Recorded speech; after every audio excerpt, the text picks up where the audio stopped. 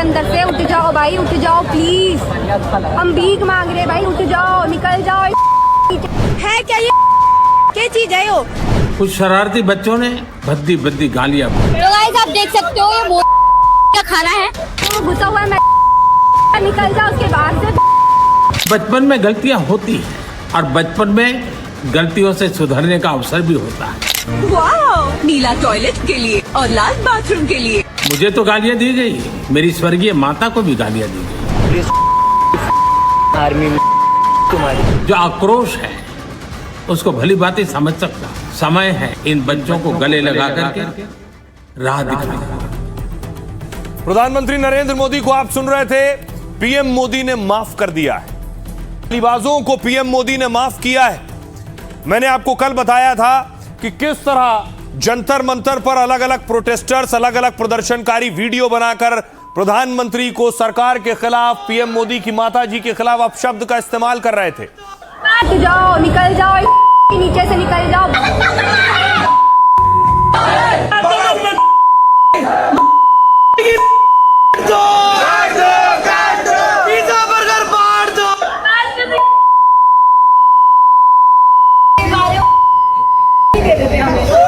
और अब देखिए, इसी में से एक और बच्ची थी जिसने इसी तरह की गालियां दी, उसके पास खिलाफ एफआईआर हुई, अब उसने माफी मांगी। और जो घुसा हुआ है, मैं निकल जाओ उसके बाहर से।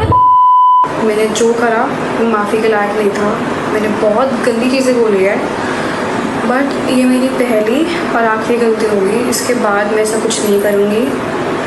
मैं पूरे देश से माफ़ी मांगती हूँ। मैं इतनी शर्मिंदा हूँ, मैं अपनी नज़र भी नहीं उठा पा रही हूँ। के अंदर से उठ जाओ भाई।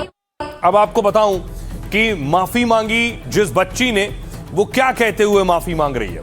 जंतर मंतर पर प्रदर्शन के दौरान पीएम मोदी को गाली दी। इसके बाद लड़की के खिलाफ नोएडा में शिकायत दर्ज हो गई। एफआईआर दर्ज होने के बाद से परिवार फरार था और अब वीडियो जारी कर लड़की ने माफी मांगी। ये माफी का वीडियो में कहा वो सिर्फ 15 साल की है, इसलिए तस्वीर हमने धुंधली की है। ये उसकी पहली और आखिरी गलती है, वो कह रही है। वीडियो में लड़की हाथ जोड़कर बयान पर माफी मांग रही है। उसने कहा कि वो अपने दोस्तों के साथ कनॉट प्लेस घूमने गई थी, वहां छात्र प्रदर्शन चल रहा था, वहां कुछ लोग पीएम के खिलाफ आपत्तिजनक नारे लगा रहे थे। उसी माहौल और भीड़ के बहकावे में आ गई। 30 जुलाई को उसके खिलाफ केस दर्ज किया गया था। अब देखिए, सीजेपी के चीफ अभिजीत दीपके कह रहे हैं, कॉकरोच पार्टी के फाउंडर दीपके ने सवाल किया, क्या सरकार अब केस भी वापस लेगी?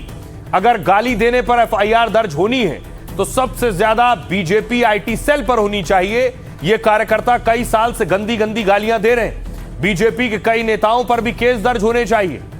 नेहा बोरा है आयसा की नेता। नेहा ने नोएडा की छात्रा का समर्थन किया है, कहा उनके खिलाफ दर्ज एफआईआर कराने पर सवाल उठाए। नाबालिग पर 6 एफआईआर दर्ज किए गए, रेप हत्या की धमकी मिल रही है।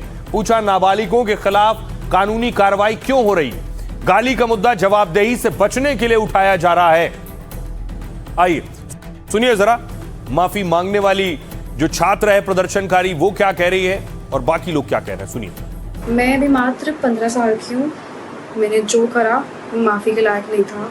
मैंने बहुत गंदी चीज़ें बोली है, बट ये मेरी पहली और आखिरी गलती होगी। मैं पूरे देश से माफ़ी मांगती हूँ। मैं इतनी शर्मिंदा हूँ, मैं अपनी नज़र भी नहीं उठा पा रही हूँ।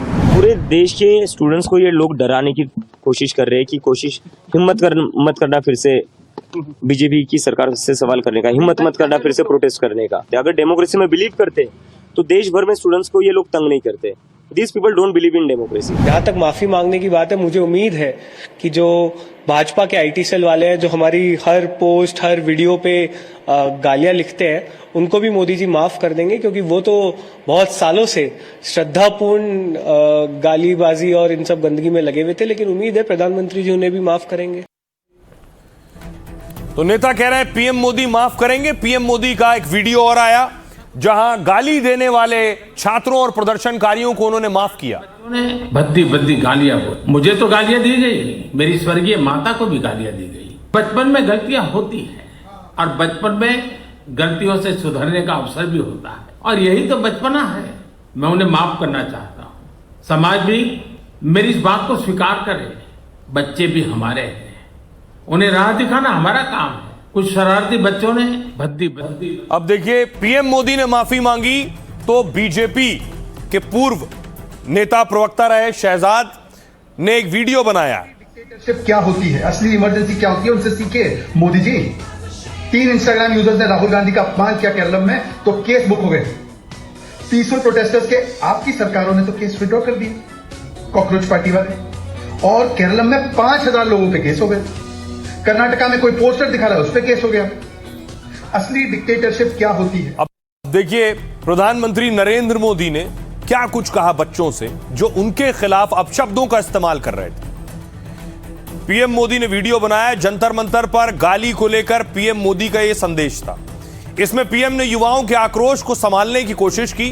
पीएम ने कहा, एक कल्चरल शौक है कि हमारी बेटियां इस तरह की भाषा कैसे बोल सकती हैं, लेकिन समय है इन बच्चों को गले लगाकर राह दिखाने का। ये गुमराह बच्चे हैं, इन्हें राह दिखाना हमारा काम है। इन्हें सजा देना, अदालतों के चक्कर कटवाना, प्रताड़ित करना, इससे हम परिस्थितियां नहीं बदल पाएंगे। मैं उनको माफ करना चाहता हूं। समाज भी मेरी इस बात को स्वीकार करे। प्रदर्शन के दौरान पीएम के खिलाफ अभद्र भाषा का इस्तेमाल हुआ। इसको लेकर गालीबाजों के खिलाफ एक्शन की मांग तेज हुई। इस बीच पीएम मोदी ने जेनजी युवाओं को माफ कर बड़ा संदेश दिया। पीएम मोदी ने शुक्रवार रात इंस्टाग्राम पर रील शेयर की। कुछ शरारती बच्चों ने मुझे और मेरी मां को भद्दी भद्दी गालियां दी, लेकिन बचपन में गलतियां होती हैं। बचपन गलतियों को सुधारने का अवसर भी होता है। यह पिछले 9 दिनों में पीएम का 5वां वीडियो है। रात 11 बजे जारी किए गए वीडियो को 30 मिनट में ही 13 लाख लोगों ने देखा। राहुल गांधी ने इस पर कहा, नेता विपक्ष राहुल गांधी ने वीडियो को लेकर निशाना साधा। राहुल ने कहा, पीएम मोदी छात्रों की चिंताओं को दूर करने में नाकाम रहे हैं। छात्र उनसे माफी के हकदार हैं, ना कि उनकी माफी के। भारत के छात्रों को उनकी माफी की जरूरत नहीं है। सुनिए प्रधानमंत्री नरेंद्र मोदी ने क्या कहा। जंतर मंतर पर जो कुछ भी हुआ देश और दुनिया ने देखा है। कुछ शरारती बच्चों ने भद्दी भद्दी गालियां बोली। मुझे तो गालियां दी गई, मेरी स्वर्गीय माता को भी गालियां दी गई। न जाने कितना भद्दा स्वरूप था। ये गुमराह बच्चे हैं, उनको राह दिखाना हमारा काम है। उनको सजा देना, अदालतों के चक्कर कटवाना, समाज में उनको प्रताड़ित करना, इससे हम परिस्थितियां नहीं बदल पाएंगे। डेमोक्रेटिक कॉन्स्टिट्यूशनल तरीके से ह्यूमन वैल्यूज, मोरल वैल्यूज के साथ हमें विरोध करना चाहिए। गाली गलोच, हुड़दंगा, विध्वंस, डिस्ट्रैक्शन, इससे बात नहीं बनेगी। सरकार जवाबदेह होनी चाहिए, ये मैं मानता हूं, लेकिन परिवर्तन केवल एक व्यक्ति के परिवर्तन से नहीं हो जाएगा। व्यवस्था परिवर्तन जरूरी है। अगर कोई और होता उनकी जगह तो कड़ी से कड़ी सजा, ये उनका बड़ापन है। ऐसे प्रधानमंत्री जी को मेरा कोटि कोटि नमन। दुनिया के लिए टफ मास्टर है और अपने देश के लिए और देशवासियों के लिए मोम की तरह। विद्यार्थी अपने हिम्मत पर जंतर मंतर पर आए, देश के सड़क पर आए और अपने न्याय और अपने हक के लिए उसने बहुत बड़ी जंग छेड़ी और वो जीत गए। तो आपके पास कौन आया था हाथ जोड़कर कि हमें माफ करिए, या अपने आप माफ कर रहे हो? किसने माफी मांगी? हुकूमत ने इन बच्चों के साथ वादा किया है कि उनके खिलाफ कोई कार्रवाई नहीं होगी। जबान की अपनी अहमियत होनी चाहिए। अगर जबान दिया है तो उसको फिर रखना चाहिए। तो जहाँ जहाँ कार्रवाई हो रही है रुकनी चाहिए। जहां एफआईआर दर्ज है उन एफआईआर को वापस लिया जाना चाहिए। सच्चाई से भागना चाहती है सरकार। जवाब चाहिए कि छात्रों के ऊपर गोली क्यों चलाई आपने भाई। अगर आप माफ भी नहीं करेंगे तो गाली देने का क्या होगा, सजा क्या करा दोगे आप, भविष्य बर्बाद करोगे उनका। गरिमापूर्ण तरीके से बात होनी चाहिए। प्रधानमंत्री जी के मुंह से ये बातें अच्छी नहीं लगती। सही बात कहा है प्रधानमंत्री जी ने कि जो बच्चे किन्हीं कारणों से गलत रास्ते पर भटक गए हैं, उनको विकास के मुख्य धारा में उनकी प्रगति के लिए काम करने के लिए उनको माफ करना चाहिए। उनको सही सलाह दे करके सही रास्ते पर ले आना चाहिए। तो माफी देने की जगह माफी मांगने की जरूरत थी। आपको चाहिए था उन छात्रों से, युवाओं से माफी मांगे जिनको अपना हक मानते हुए आपकी पुलिस ने लहूलुहान किया है। तो प्रधानमंत्री नरेंद्र मोदी ने कहा उन्होंने बच्चों को माफ किया।